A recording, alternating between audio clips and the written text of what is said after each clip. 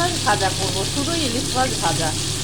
তার জন্যে এই বাটিটাতে আমি এই মাছগুলোকে ভালো করে ধুয়ে পরিষ্কার করে নিয়ে নুন, হলুদ আর লাল লঙ্কা, ঝাল লাল লঙ্কা, তোমরা কাশ্মীরিটাও এর সাথে দিতে পারো, দিয়ে ভালো করে ম্যারিনেট করে রেখেছিলাম 10-15 মিনিট।